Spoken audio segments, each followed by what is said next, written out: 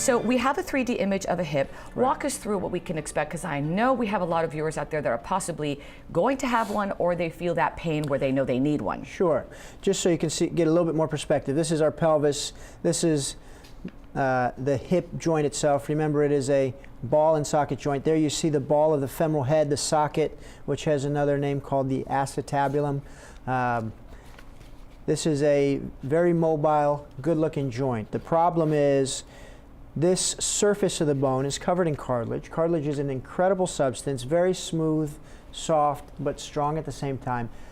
The problem with cartilage is we don't make any more. What you have when you're born is what you got. So once it is damaged and worn out, we have no way of making your body to regrow that cartilage. Trust me, we're looking into it, but it's not, so far it has not been successful. But we do have a very good alternative to it, and what I'm talking about is replacement surgery. So hip replacement, once again, it's a very common surgery. We do it every single day, but if you're having it done, it's still a big deal. But what we do is we replace the ball and the socket. So this is an interesting diagram of what we call a hip resurfacing.